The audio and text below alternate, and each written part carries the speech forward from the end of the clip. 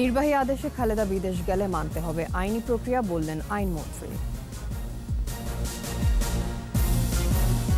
2014-18 নির্বাচনী বিতর্কের চাপ আছে, আস্থার সংকট এড়ানো এখন চ্যালেঞ্জ, বললেন সিইসি।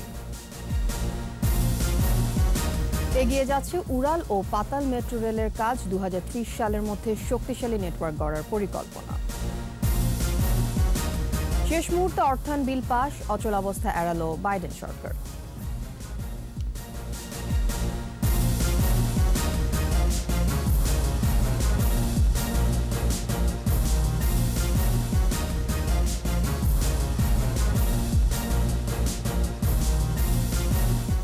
শুনছিলেন ফার্স্ট সিকিউরিটি ইসলামী ব্যাংক লিমিটেড সংবাদ শিরোনাম। আমন্ত্রণ জানাচ্ছি দুপুর 2টার 21 সংবাদে। আপনাদের সাথে থাকছে আমি তাসনিম আফিফা। দর্শক, 21 টেলিভিশনের সংবাদ একই সাথে সরাসরি দেখতে পাবেন আমাদের ফেসবুক পেজ www.facebook.com/2124online। সংবাদ আরও থাকছে। কর্মহীন দিন যাপন করায় অসুস্থ হচ্ছে প্রবীণ জনগোষ্ঠী, অভিজ্ঞতা কাজে লাগিয়ে সমাজ গঠনের পরামর্শ।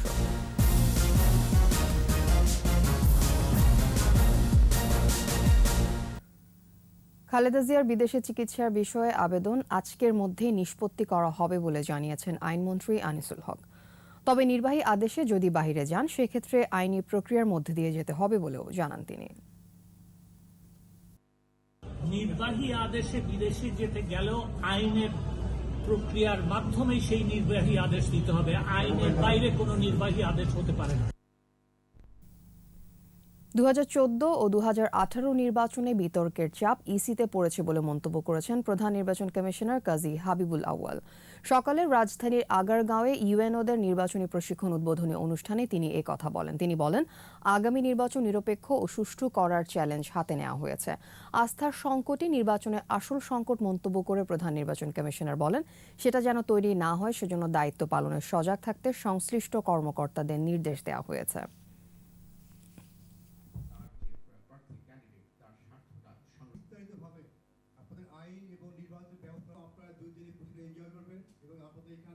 বাজারে যে পারসেপশনটা আছে এখন, যেটা চাও হয়েছে যে নির্বাচনে আমাদের উপর আস্থা নেই, সরকারের উপর আস্থা নেই, এর উপর আস্থা নেই, নির্বাচন নিরপেক্ষ হয় না। তো আমরা কিন্তু এই চ্যালেঞ্জটা গ্রহণ করতে চাই যে না, আমাদের অধীনে আগামীতে যে নির্বাচনটা হবে সেটা অবাধ হবে, নিরপেক্ষ হবে এবং শান্তিপূর্ণ হবে এবং একই সাথে স্বচ্ছ হবে। মেট্রো রেল সরাসরি লাইন বদল হবে না ঠিকই, কিন্তু স্টেশনে প্রায় সবকটি লাইনে কোনো না কোনোভাবে সংযুক্ত থাকবে। সবচেয়ে বড় স্টেশন বা ইন্টারসেকশনটি কেন্দ্রীয় রেল স্টেশন কমলাপুরে করার পরিকল্পনা আছে। সেগুলো ঠিক কিভাবে হবে তার উত্তর খুঁজেছেন মোহাম্মদ নুরুন নবী। একই সাথে উড়াল ও পাতাল মেট্রো যুগে প্রবেশ করেছে বাংলাদেশ। নির্মাণের 2 পর্যায়ে প্রথম metro MRT line 6 Uttara Diabari থেকে মতিঝিল কাজ শেষ। আবার সম্প্রসারিত অংশ 3য় পর্যায়ে মতিঝিল থেকে কমলাপুর ডিসেম্বর 2025 সালে শেষ করার আশা প্রকল্প সংশ্লিষ্টদের। এদিকে দ্বিতীয় মেট্রো এমআরটি লাইন 1 পূর্বাচল ও প্রগতি সরণি 2 রুটে বিভক্ত। পূর্বাচল রুট উড়াল হলেও প্রগতি সরণি রুটটি বিমানবন্দর থেকে কমলাপুর পুরোটাই মাটি নিচ দিয়ে নির্মিত হবে। মতিঝিল থেকে কমলাপুর স্টেশনের যে পিয়ারগুলো আছে সেগুলো আমরা তোলা শুরু করেছি। কমলাপুরে আমাদের এরকম একটা বড় জাংশন হবে, MRT line 6, MRT line 1, MRT line 2, MRT line 4, এই 4টা লাইনের একটা এখানে জাংশন হবে। দেশের প্রথম উড়াল মেট্রো এমআরটি লাইন 6 ও পাতাল মেট্রো এমআরটি লাইন 1 এর আন্তঃসংযোগ হচ্ছে কমলাপুরে, যেখানে কমলাপুর স্টেশনের মূল ভবনের পাশে আরেকটি স্টেশন নির্মাণ করা হবে। পাতাল অংশে থাকবে পাতাল মেট্রো স্টেশন, উড়াল অংশে থাকবে উড়াল মেট্রো স্টেশন। কোনো যাত্রী যদি চায় মেট্রোতে এসে সাধারণ ট্রেনে উঠতে পারবে, সাধারণ ট্রেনের যাত্রী আবার মেট্রোতেও উঠতে পারবে। আর এই স্টেশনটি নির্মাণের ফলে ঐতিহ্যবাহী যে কমলাপুর রেলওয়ে স্টেশন আছে তার সৌন্দর্য কোনো অংশেই ক্ষতিগ্রস্ত হবে না, বরঞ্চ ভবনটি যাতে আরও স্পষ্ট করে দেখা যায় সেই চেষ্টাই করবেন প্রকল্প সংশ্লিষ্টরা। এখন কিন্তু এমআরটির মাধ্যমে এই স্টেশনের জনসাধারণের ভিতরের অংশের সৌন্দর্য এবং বাইরের অংশের সৌন্দর্য দেখতে পারবে। এবং তার সাথে আমরা যে এমআরটি স্টেশনটা করছি কমলাপুর রেলওয়ে স্টেশনের সাথে স্থাপত্য নকশার সাথে সামঞ্জস্যপূর্ণ করে আমরা এটা তৈরি করছি। একইভাবে তৃতীয় মেট্রো এমআরটি লাইন 5 নর্দার্ন ও সাউদার্ন রুটে কয়েকটি আন্তঃসংযোগ রয়েছে। লাইন 5-এ নর্দার্ন রুটে লাইন 6 মিরপুর 10 নম্বর স্টেশনে এবং লাইন 5-এর সাথে লাইন 1-এ ক্রসিং হবে নতুন বাজার স্টেশনে। সাউদার্ন রুটটি গাবতলী মাল্টিমোডাল হাব থেকে কলাবাগান, কাউরান বাজার, হাতিঝিল হয়ে আফতাবনগরে এসে একটা ইন্টারসেকশন নেবে লাইন 1-এর সাথে। এই লাইনটির শেষ প্রান্ত দাসেরকান্দি। নতুন বাজারে MRT line 5 Northern root, MRT line 5 line 1 এই দুটার একটা জাংশন হচ্ছে। আমাদের বড় আরেকটা জাংশন হবে আমাদের গাবতলীতে। গাবতলীতে 4টা লাইনের একটা ইন্টারচেঞ্জ হবে, 2, 4, 1 এবং নর্দার্ন রুট এবং সাউথ। অন্য লাইনগুলো এমআরটি লাইন 4 মতিঝিলের ইন্টারসেকশন নিয়ে চলে যাবে Narayanganj. MRT line 2 Savar EPZ থেকে হেমায়েতপুরে এসে ইন্টারসেকশন নেবে লাইন 5-এর সাথে। একইভাবে মোট 6টি মেট্রো দিয়ে 2030 সালের মধ্যে একটি শক্তিশালী মেট্রো নেটওয়ার্ক গড়ার পরিকল্পনা সরকারের। মোহাম্মদ নুরুন নবী, 21 টেলিভিশন, ঢাকা। অচলাবস্থা এড়াতে শেষ মুহূর্তে মার্কিন কংগ্রেসের উভয় কক্ষে তহবিল বিল পাশ হয়েছে। স্থানীয় সময় শনিবার রাতে এই স্বল্পমেয়াদী অর্থায়ন বিল পাশ হয়। এর ফলে কেন্দ্রীয় সংস্থাগুলোর কার্যক্রম আরও 45 দিনের জন্য চালু রাখা সম্ভব হবে। আরও জানাচ্ছেন আজহারুল ইসলাম। শুক্রবার যুক্তরাষ্ট্রের হাউস অব রিপ্রেজেন্টেটিভসে দেশটির কেন্দ্রীয় সরকারকে অর্থায়ন করার যে বিল আনা হয়েছিল তা বাতিল করে কট্টরপন্থী রিপাবলিকানরা। এতে অচলাবস্থার মুখে পড়ে যুক্তরাষ্ট্র। তবে শাটডাউন হওয়ার কয়েক ঘন্টা আগে মার্কিন প্রতিনিধি পরিষদ একটি স্বল্পমেয়াদী বিল চুক্তিতে সম্মত হয়। শনিবার গভীর রাতে স্টপগ্যাপ তহবিল বিল পাশ করে অচলাবস্থা কাটায় যুক্তরাষ্ট্র। প্রতিনিধি পরিষদে 335-91 ভোটে এটি অনুমোদন দেয়া হয়। এ বিলের মাধ্যমে আগামী নভেম্বরের মাঝামাঝি পর্যন্ত সরকারকে অর্থায়ন করা যাবে। দ্বিদলীয় বিলটি পাশ না হলে যুক্তরাষ্ট্রের সরকারি প্রতিষ্ঠানগুলোর কার্যক্রম বন্ধ হয়ে 40 লাখ কর্মীর বেতন বন্ধ হয়ে যেত। প্রতিনিধি পরিষদে অনুমোদিত এ বিলটি এখন কংগ্রেসের উচ্চকক্ষ সিনেটের চেম্বারেও অনুমোদন হতে হবে। সেখানে সহজেই এটি পাশ হবে বলে আশা করছে বাইডেন প্রশাসন। শাটডাউন এড়ানোকে জয় হিসেবে দেখছেন ডেমোক্র্যাটরা। তবে এ বিলে ইউক্রেনের জন্য কোনো নতুন সহায়তা অন্তর্ভুক্ত নেই। আজহারুল ইসলাম, 21 টেলিভিশন। গাইবান্ধা ও নওগাঁয় নদ নদীর পানি কমে বিপদসীমার নিচ দিয়ে প্রবাহিত হলেও দুর্ভোগে আছেন বন্যার পানিতে প্লাবিত এলাকার বাসিন্দারা। গাইবান্ধার গোবিন্দগঞ্জে করতোয়া নদীর পানি বিপদসীমার নিচ দিয়ে প্রবাহিত হচ্ছে। তবে দুর্ভোগে করতোয়া পাড়ের গোবিন্দগঞ্জ ও পলাশবাড়ী উপজেলার 21টি গ্রামের 25,000 মানুষ পড়েছে বিশুদ্ধ খাবার পানির সংকটে। অনেকেই ঘরবাড়ি ছেড়ে উঁচু স্থানে আশ্রয় নিয়েছে। নওগাঁর আত্রাইয়ের ভাঙ্গা অংশ দিয়ে পানি প্রবেশ অব্যাহত থাকায় দীর্ঘমেয়াদী বন্যার শঙ্কায় স্থানীয়রা। ক্ষতিগ্রস্ত বাঁধ মেরামতে দিনরাত কাজ করছেন তারা। তবে পানি উন্নয়ন বোর্ড বলছে পানির স্রোত না কমা পর্যন্ত সড়ক মেরামত সম্ভব নয়। এদিকে কৃষি বিভাগের তথ্য মতে প্রায় 1,500 হেক্টর জমির ফসল পানিতে তলিয়ে গেছে।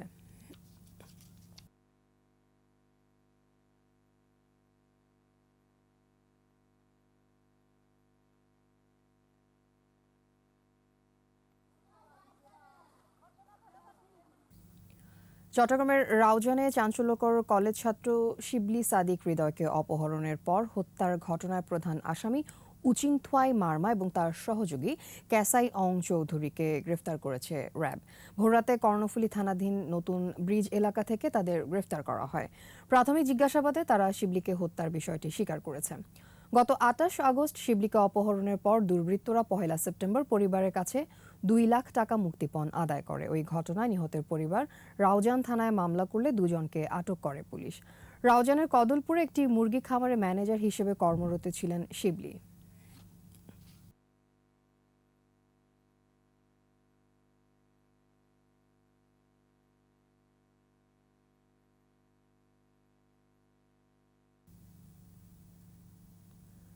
গড় আয়ু বাড়ার কারণে বাড়ছে প্রবীণ জনগোষ্ঠীর সংখ্যা। দেশে বর্তমানে 1,53,00,000-এর বেশি প্রবীণ ব্যক্তি রয়েছেন।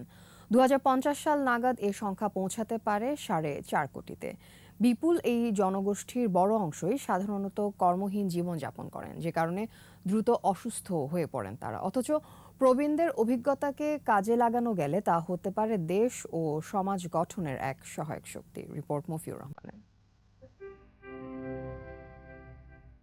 সাল 1921। মানুষের গড়ায়ু ছিল মাত্র 20 বছর। 100 বছর পর 2023 সালে এসে গড়ায়ু দাঁড়িয়েছে প্রায় 73 বছরে।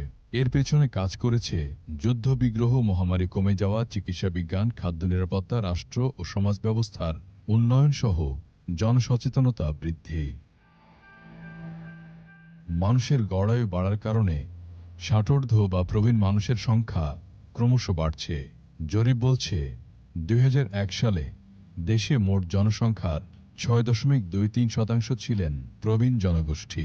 2022 সালে এ হার বেড়ে দাঁড়ায় 9.28%। বর্তমানে দেশে প্রবীণ ব্যক্তির সংখ্যা 1,53,00,000-এর বেশি। বিশ্ব স্বাস্থ্য সংস্থার মতে 2050 সাল নাগাদ দেশে প্রবীণ ব্যক্তির সংখ্যা হতে পারে 4 কোটি। ওই সময় মোট জনসংখ্যার হিসেবে তা হবে প্রায় 22%। বিপুল এ জনসংখ্যার সিংহভাগই সাধারণত কর্মহীন সময় কাটান, অথচ তাদের ঝুলিতে রয়েছে নানা মূল্যবান অভিজ্ঞতা। নবীনদের জন্য যা হতে পারে দিক নির্দেশনার অনুষঙ্গ। রিটায়ারমেন্ট পিপুলদেরকে কর্মক্ষম করার আমাদের দেশে এখনো কোনো স্কোপ তৈরি হয়নি। এটা যদি হতো তাহলে রিটায়ারমেন্ট তারা ভাবতো না। বিনিময়টা হওয়া দরকার এবং অভিজ্ঞতা তারা নিলে, নতুনরা যেটা জানে না প্রবীণদের কাছ থেকে জানলে অবশ্যই দেশের জন্য উপকার হবে। চাকরি থেকে অবসর নেয়ার পর কর্মহীন জীবনযাপন, আর্থিক দুশ্চিন্তা মানুষকে দ্রুত বুড়িয়ে তোলে। শরীরে বাসা বাঁধে নানা রোগ ব্যাধি। সম্মানের বিনিময়ে বয়োজ্যেষ্ঠ নাগরিকদের বিভিন্ন প্রতিষ্ঠানে নিয়োগ দেওয়া হলে এই অবস্থার পরিবর্তন ঘটবে। গভর্নমেন্টের যে টপ লেভেলের যারা আছে, যেমন সচিব লেভেলের যারা আছে, তারা কিন্তু রিটায়ার্ড করলেও তাদের এক জায়গায় না এক জায়গায় রেভলিউশন হয়ে যাচ্ছে, কিন্তু তারপরের লেভেলটাকে গভর্নমেন্ট আর টেক কেয়ার করতেছে না। আমি যখনই সচ্ছল থাকবো, আমার যা আমি চাচ্ছি তাই আমি পাবো, তখন আমার কোনো টেনশন থাকবে না, আমি সুস্থ থাকবো, সবল থাকবো। প্রবীণদের কর্মক্ষম রাখতে নিয়মিত শরীরচর্চার পাশাপাশি প্রয়োজনে নানা কাজে নিজেকে ব্যস্ত রাখা।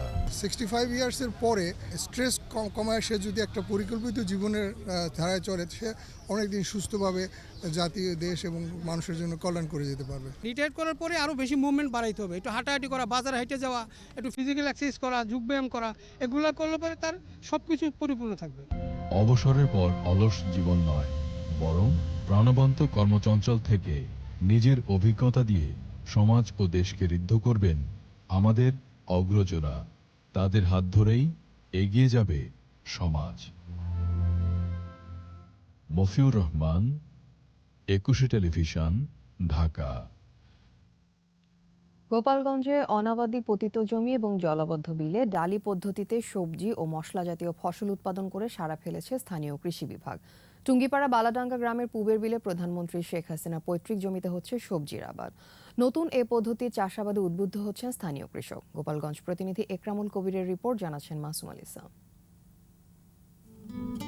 বিলের পানিতে বাঁশের খুঁটির উপর ঝুলছে বিশেষ পদ্ধতিতে বানানো ডালি। তার উপরে নেটে ঝুলছে লাউ, কুমড়া, শসা, ধুন্দুল, চিচিঙ্গা সহ নানা ধরনের সবজি। পতিত জমি চাষাবাদের আওতায় আনতে আহ্বান জানিয়েছিলেন প্রধানমন্ত্রী শেখ হাসিনা। এরপরই টুঙ্গিপাড়া ও কোটালীপাড়ার উন্নয়ন প্রতিনিধি শহীদুল্লাহ খন্দকার ও কৃষি বিভাগের যৌথ উদ্যোগে টুঙ্গিপাড়ার বালাডাঙ্গা গ্রামের পূবের বিলে প্রধানমন্ত্রীর পৈতৃক জমিকে আবাদি জমিতে রূপ দেয় কৃষি বিভাগ। এছাড়া রাস্তার খাদে গোড়া পদ্ধতিতে মশলা জাতীয় ফসলও উৎপাদন হচ্ছে। এ পদ্ধতিতে চাষাবাদে আগ্রহী হচ্ছেন কৃষক। ডালি পদ্ধতিতে চাষ করা দেখলাম, তেল, সার, কীটনাশক এগুলো কিছুই লাগে না। বাঁশ মান দিয়ে এইগুলো করে খুব সুন্দর ফসল পাইছে, টাকা পয়সাও ভালো হয় এতে। ডালি পদ্ধতি যদি আরও চাষ করা যায় অনাবাদি জমিতে, তাহলে পাশাপাশি মাছ প্লাস হাঁস এবং সবজি সারা বছরই আমরা ফলন পাই। আগামীতে আমার নিজস্ব জমিতে ডালি পদ্ধতিতে চাষ করব। আর এভাবে চাষ করলে সারা বছরই ফসল পাওয়া যায়। প্রথম যে সময় আমরা কাজ শুরু করেছি একেবারে মরুভূমির মতো, মানে এখানে কোনো সবজি বলতে কিছু বা কোনো ফসল বলতে কিছু ছিল না। ডালি পদ্ধতির সবজি আবাদ গোপালগঞ্জে মডেল হিসেবে শুরু হয়েছে। খালের কচুরি ব্যবহার করে আমরা ভাসমান পদ্ধতিতে সবজি করতেছি, ওই কচুরি দিয়ে আমরা সার উৎপাদন করতেছি, রাস্তার দুই পাশে সবজি উৎপাদন করতেছি। ডালি পদ্ধতিতে যে সবজি চাষটা করা হচ্ছে এটা মডেল হিসেবে এই বছর কেবল শুরু করা হয়েছে। ডালি পদ্ধতিতে রাসায়নিক সার কীটনাশক কিছুই লাগে না। এখন গোপালগঞ্জ সদর, এখন কোটালীপাড়া, এখন মুকসেদপুর, আপনি এখন যদি যান আমি এখন দেখাতে পারবো অন্য জায়গা, ওরা নিজেরতে করছে মোটিভেশন। ডালি ও গোড়া পদ্ধতি এবং ভাসমান বেডে সবজি উৎপাদনে কৃষক লাভের মুখ দেখবে। মাসুম আলিসা, 21 টেলিভিশন।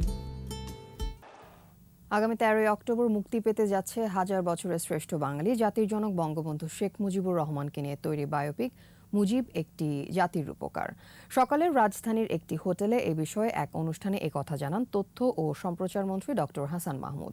মন্ত্রী জানান, দীর্ঘ 4 বছর প্রতীক্ষার পর বাংলাভাষী সহ পৃথিবীর সকল মানুষের দেখার সুযোগ ঘটবে চলতি মাসে। 2 ঘন্টা 58 মিনিটের এই সিনেমায় তুলে ধরা হয়েছে খোকা থেকে বঙ্গবন্ধু হয়ে ওঠার ইতিহাস। বিশ্বের বিরল রাজনৈতিক ব্যক্তিত্ব মুজিব কোনো ফিকশন চরিত্র নন, বরং বাস্তব, সত্য এবং মহাকাব্যিক চরিত্র।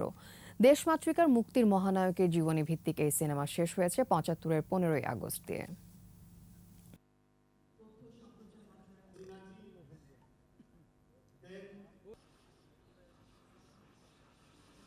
এই ছবি ইনশাল্লাহ আমরা মুক্তি দেব 13ই অক্টোবর, অর্থাৎ এই মাসেই 2 সপ্তাহের মাথায় আমরা এই ছবি সমগ্র বাংলাদেশে মুক্তি পেতে যাচ্ছে। আমরা বেশ আগে এটির সেন্সর সার্টিফিকেট দিয়েছিলাম, খুব সহসা ভারতেও এটি সেন্সর সার্টিফিকেট পেতে যাচ্ছে within 1 week time I think.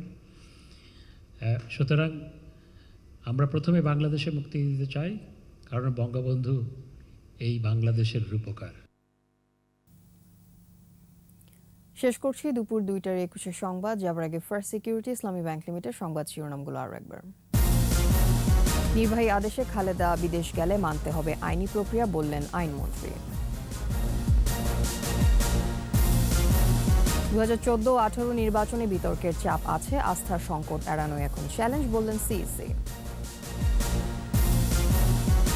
এগিয়ে যাচ্ছে উড়াল ও পাতাল মেট্রো রেলের কাজ, 2030 সালের মধ্যে শক্তিশালী নেটওয়ার্ক গড়ার পরিকল্পনা।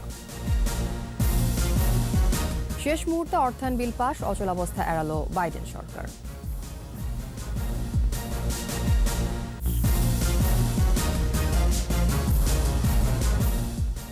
সর্বশেষ খবর জানতে ডায়াল করুন 2021 নম্বরে, ভিজিট করুন 21-tv.com এই ওয়েবসাইটে। এছাড়া ফেসবুকে লগ ইন করতে পারেন facebook.com/2124 অনলাইনে। এতক্ষণ সাথে থাকার জন্য ধন্যবাদ। আমাদের পরবর্তী সংবাদ সন্ধ্যা 6টায় দেখার আমন্ত্রণ রইল। 21-এর সাথে থাকুন।